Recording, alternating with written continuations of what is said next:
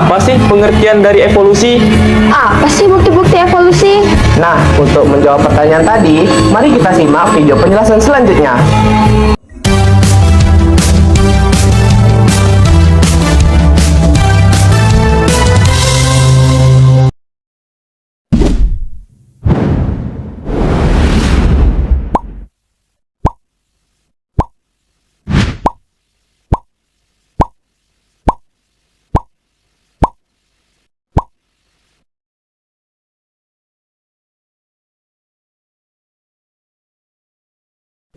Nah, kali ini Dingga akan menjelaskan apa sih itu teori evolusi dan evolusi menurut biologi. Teori evolusi adalah teori tentang perubahan-perubahan yang terjadi pada makhluk hidup dari zaman ke zaman. Evolusi dalam biologi artinya suatu proses kompleks, warisan sifat organisme yang terjadi dari zaman ke zaman dalam waktu yang cukup lama. Assalamualaikum warahmatullahi wabarakatuh. Perkenalkan, nama saya Nur Afikan dari kelompok 1. Pada video ini, saya akan menjelaskan materi tentang teori evolusi. Simak video ini agar dapat memahami materi dengan baik. Materi pembahasan kita pada video kali ini menyangkut 3 garis besar, yaitu yang pertama ada teori evolusi yang dikemukakan oleh Charles Darwin, J.B. Lamarck, dan August Weismann. Lalu ada perbandingan antara teori-teori evolusi tersebut dan juga contohnya. Baiklah, yang pertama kita akan membahas teori dari Jean-Baptiste Lamarck atau J.B. Lamarck. Menurut teori dari Lamarck, evolusi pada makhluk hidup terjadi karena adanya adaptasi dari makhluk hidup tersebut yang ia lakukan untuk keberlangsungan hidupnya di alam. Lamarck berpendapat tentang teori evolusi jerapah, yang dimana ia mengatakan kalau awalnya semua nenek moyang jerapah itu berleher pendek. Kita kan sudah tahu kalau sumber makanan dari jerapah adalah dedaunan di atas pohon yang mana letaknya sangat tinggi. Jerapah yang berleher pendek ini akan berusaha untuk meraih daun di pohon dengan cara meregangkan dan memanjangkan lehernya untuk meraih daun. Lambat laun, jerapah yang awalnya berleher pendek terus meregangkan dan memanjangkan lehernya sehingga lehernya pun yang awalnya pendek menjadi panjang. Sehingga Lamarck berkesimpulan bahwa perubahan sifat dan organ tubuh makhluk hidup yang diakibatkan oleh adaptasi akan diwariskan kepada keturunannya. Awalnya, jerapah yang berleher pendek, lalu ia meregangkan dan memanjangkan lehernya untuk mendapatkan makanan sehingga berleher panjang. Ketika nanti ia bereproduksi, maka keturunan yang dihasilkan akan mewarisi adaptasi dari induknya dan akan memiliki leher yang panjang juga. Teori Lamarck juga menerapkan prinsip use and disuse. Use artinya adalah organ yang sering digunakan, maka akan berkembang dengan pesat dan lebih baik. Sedangkan disuse artinya adalah organ yang jarang digunakan atau tidak digunakan sama sekali, maka akan mengalami kemunduran atau rudimentasi, sehingga lama-kelamaan akan mengecil dan bahkan menghilang. Selanjutnya, kita akan membahas teori evolusi menurut Charles Darwin. Kalau tadi Lamarck mengatakan kalau evolusi itu adalah sebuah adaptasi, contohnya tadi jerapah yang beradaptasi awalnya nenek moyang jerapah berleher pendek menjadi panjang. Sedangkan kalau menurut Darwin, nenek moyang jerapah itu bervariasi, ada yang leher pendek dan ada yang berleher panjang. Jerapah yang berleher pendek dan panjang ini makan daun di pohon. Jerapah yang berleher pendek masih bisa memakan dedaunan di bagian ranting pohon yang lebih rendah sehingga ia bisa bertahan. Namun, lama-kelamaan daun pada ranting pohon yang rendah ini akan habis hingga hanya menyisakan dedaunan di ranting pohon yang lebih tinggi yang hanya bisa dicapai oleh jerapah yang berleher panjang. Karena si jerapah berleher pendek ini tidak bisa mendapat makanan, maka ia akan mulai kelaparan dan pada akhirnya mati. Sampai akhirnya seluruh spesies jerapah berleher pendek akan punah. Dari penjelasan tadi ditarik kesimpulan bahwa evolusi pada makhluk hidup menurut Charles Darwin terjadi akibat adanya seleksi alam yang dimana makhluk hidup yang lemah dan tidak bisa beradaptasi dengan lingkungannya akan sulit bertahan hidup dan akan terseleksi oleh alam sehingga ia akan mengalami kepunahan. Misalnya jerapah berleher pendek tadi bisa beradaptasi dengan cara memakan rumput atau tumbuhan lainnya, pasti jerapah tersebut bisa bertahan hidup. Jadi dari kedua teori ini kita bisa lihat perbandingannya, yaitu J.B. Lamarck menyatakan bahwa kalau evolusi itu terjadi karena adanya adaptasi, sedangkan kalau menurut Charles Darwin evolusi itu terjadi karena adanya seleksi alam. Baiklah, selanjutnya kita akan membahas dan membandingkan teori evolusi dari August Weismann dan Charles Darwin. Nah, tadi kan menurut Charles Darwin, evolusi pada makhluk hidup terjadi karena adanya seleksi alam. Contohnya, yaitu yang terjadi pada jerapah berleher pendek. Sedangkan, teori August Weismann menyatakan bahwa evolusi yang terjadi pada makhluk hidup berkaitan dengan gen. Dari gambar dapat dilihat ada dua jenis gen pada jerapah, yaitu gen dominan yang dimiliki jerapah berleher panjang dengan simbol H besar, dan gen resesif pada jerapah berleher pendek dengan simbol H kecil. August Weismann berpendapat kalau semua gen resesif itu lemah sehingga tidak dapat bertahan dan akan punah, sedangkan yang tersisa hanyalah gen dominan saja. Oleh sebab itu, saat jerapah disilangkan atau bereproduksi, maka keturunan yang dihasilkan juga berleher panjang dengan membawa gen dominan H besar. Karena itu tadi, jerapah dengan gen resesif H kecil kan telah punah, sehingga tidak ada perluasan gen resesif tersebut pada keturunan di generasi selanjutnya. Sehingga menurut August Weismann, evolusi yang terjadi itu menyangkut pewarisan gen melalui sel gamet.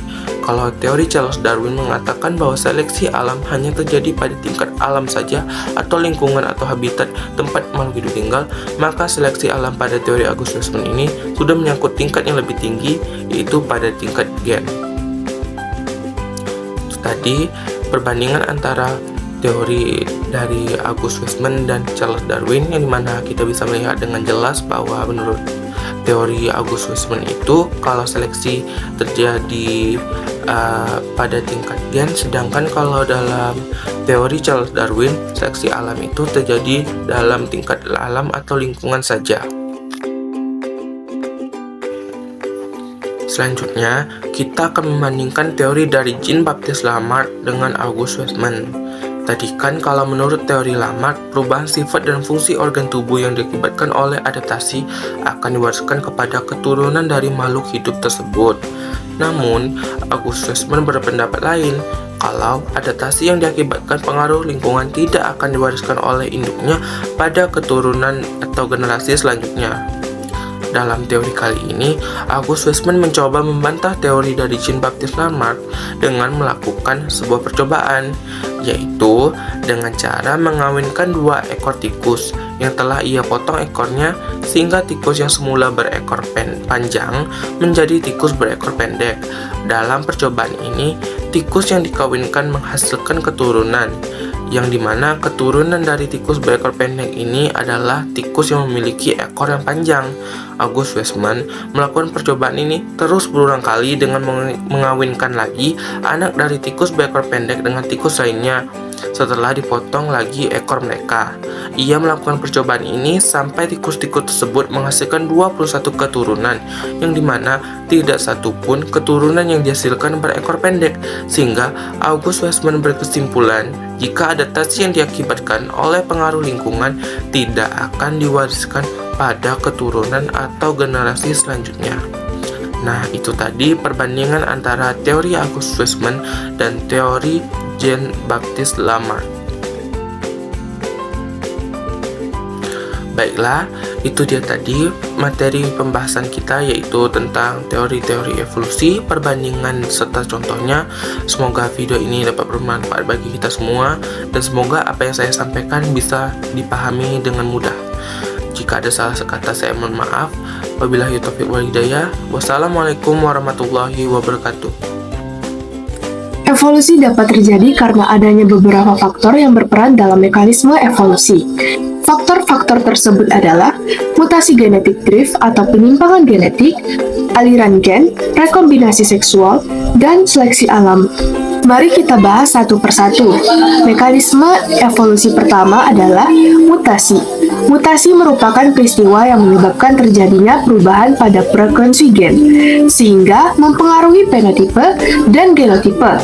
Mutasi akan menguntungkan apabila menghasilkan sifat baru yang lebih unggul, menghasilkan spesies yang dapat beradaptasi, dan memiliki kemampuan bereproduksi dengan bibit unggul. Sebaliknya, mutasi akan merugikan jika sifatnya berkebalikan dengan sifat-sifat tadi. Mekanisme evolusi kedua adalah penyimpangan genetik. perubahan acak frekuensi gen pada populasi gen yang disebabkan oleh kematian, migrasi, ataupun isolasi. Penyimpangan genetik dapat disebabkan oleh dua kondisi berikut, yaitu yang pertama, the bottleneck effect, merupakan bencana alam seperti gunung meletus, gempa bumi, sehingga populasi yang tinggal sangat sedikit. Yang kedua, the founder effect, ketika sebagian kecil dari organisme berpindah dari suatu tempat ke tempat lain. Mekanisme evolusi ketiga adalah aliran gen. Aliran gen terjadi ketika terjadinya migrasi dan kawin pada individu di antara populasi-populasi. Aliran gen ini sangat bergantung pada jumlah individu yang datang dan seberapa banyak perbedaan genetik individu-individu tersebut. Mekanisme evolusi selanjutnya adalah rekombinasi seksual. Adanya kemampuan reproduksi secara seksual pada setiap individu akan menghasilkan keturunan yang dapat berbeda dengan induknya.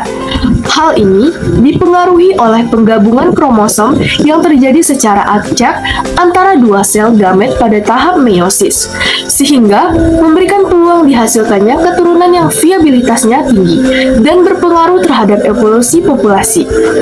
Perkawinan yang tidak acak akan mengakibatkan terbentuknya gen resesif pada keturunan karena alel yang cenderung disukai akan mendominasi dalam populasi.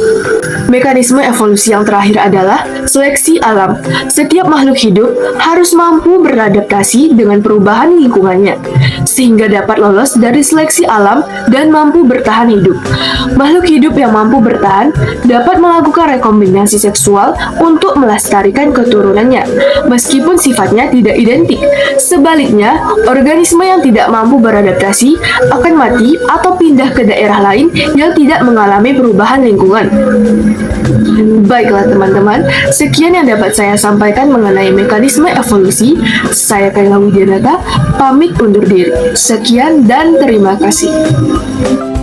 Baiklah, bukti-bukti evolusi yang pertama yaitu fosil. Fosil berasal dari bahasa Latin yaitu fossilis yang artinya menggali. Fosil dapat diartikan sebagai sisa-sisa binatang dan tumbuhan yang telah membatu. Ilmu tentang fosil disebut paleontologi. Pengamatan terhadap fosil dapat menunjukkan adanya evolusi, misalnya dengan cara membandingkan struktur tubuh hewan yang sudah menjadi fosil dengan hewan yang masih ada sekarang.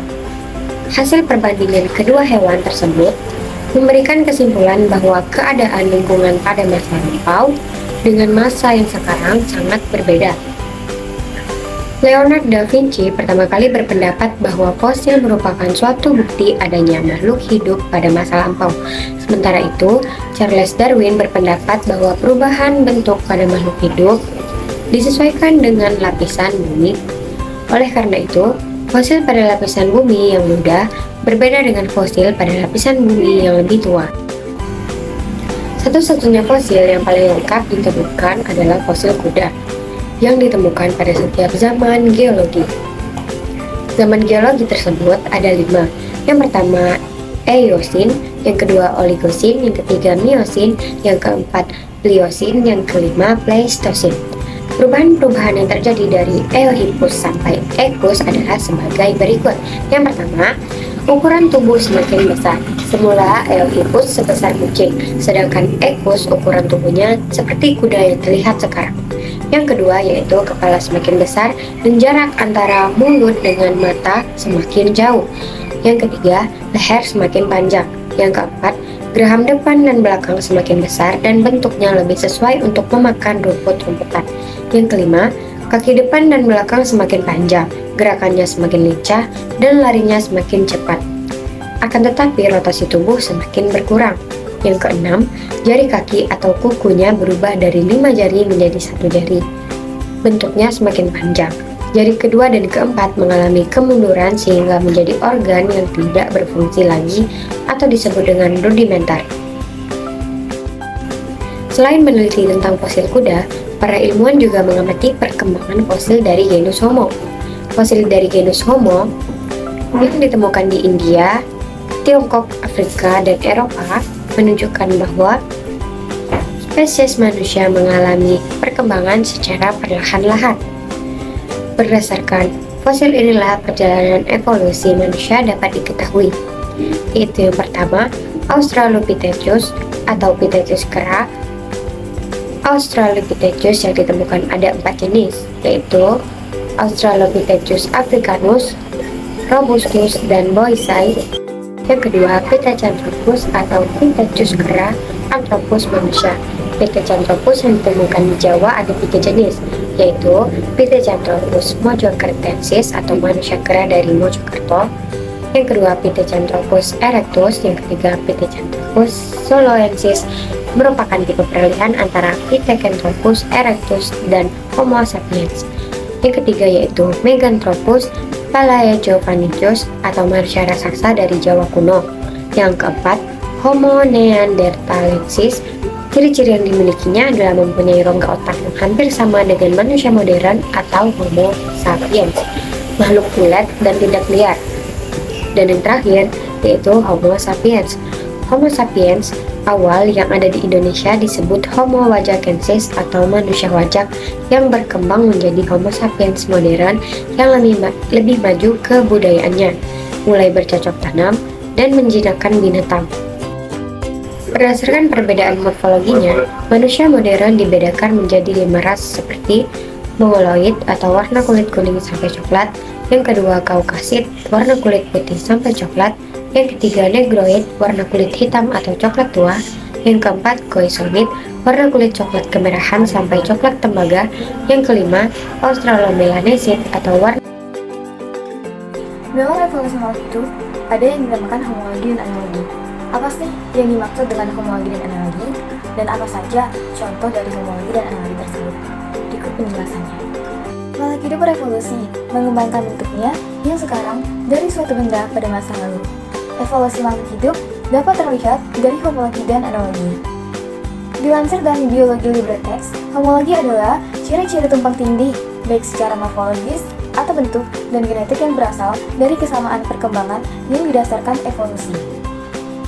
Homologi menunjukkan bagaimana makhluk hidup dari nenek moyang yang sama dan berbagi asal embrio yang sama, memiliki struktur organ yang berbeda, yaitu organ homolog. Homologi adalah organ-organ yang mempunyai bentuk asal sama dan kemudian berubah strukturnya sehingga fungsinya berbeda. Kemiripan dalam ciri khusus yang dihasilkan dari leluhur yang sama disebut homologi, dan tanda-tanda anatomis seperti itu disebut dengan struktur homolog. Homologi digunakan sebagai petunjuk evolusi dengan membandingkan asal-usul organ-organ makhluk hidup tersebut dari berbagai spesies. Nah, seperti manusia, burung, lumba-lumba, gajah, bentuk fisiknya atau struktur fisiknya sama, tetapi ternyata perannya berbeda.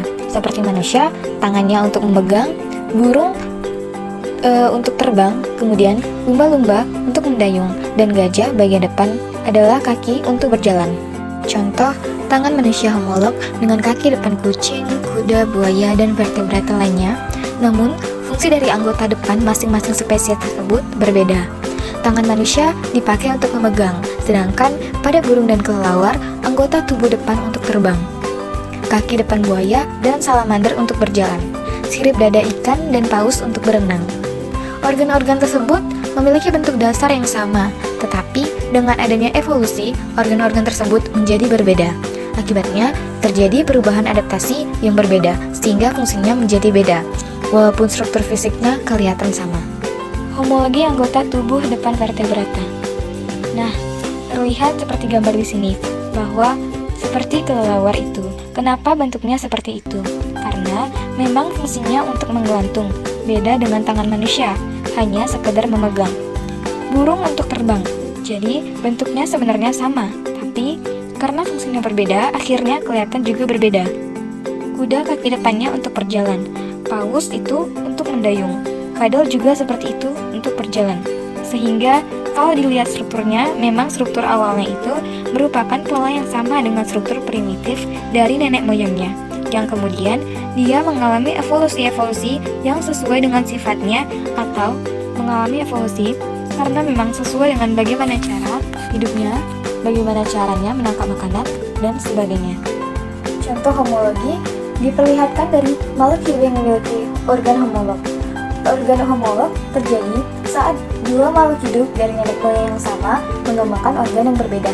Misalnya, sayap kelelawar dan sirip ikan paus.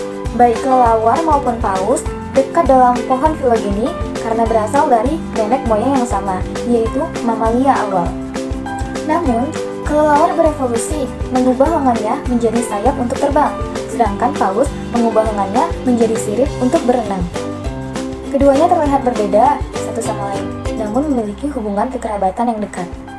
Analogi terkait dengan organ yang independen secara filogenetik pada hewan berlainan bentuk dasar yang berbeda, namun memiliki fungsi yang sama. Sayap Pterosaurus, kelelawar, dan burung analogi sebagai sayap, meski berbeda, struktur dasarnya berbeda. Sedangkan analogi adalah kebalikan dari homologi. Dilansir dari Lumen Learning, analogi adalah makhluk hidup yang memiliki karakteristik serupa, bukan karena hubungan evolusi yang erat, melainkan karena kendala lingkungan atau garis evolusi yang sama, namun mengembangkan ciri atau organ tertentu yang mirip dengan satu sama lain. Biasanya, makhluk tersebut terpisah jauh dalam pohon filogeni, namun memiliki kesamaan organ tubuh, yaitu organ analog. Contoh analogi diperlihatkan dari makhluk hidup yang memiliki organ analog. Dilansir dari Topko, organ analog muncul ketika makhluk mengalami perubahan dan adaptasi yang mirip akibat iklim dan lingkungan yang sama. Contohnya adalah sayap burung dan sayap kelelawar. Sayap burung dan sayap kelelawar memiliki fungsi yang sama, yaitu untuk terbang. Sayap keduanya juga terlihat mirip, padahal burung dan kelelawar tidak berkerabat dekat dan berasal dari nenek moyang yang berbeda. Kelelawar berasal dari mamalia, sedangkan burung berasal dari aves atau unggas. Namun, keperluan untuk terbang membuat keduanya memiliki organ sayap yang hampir sama.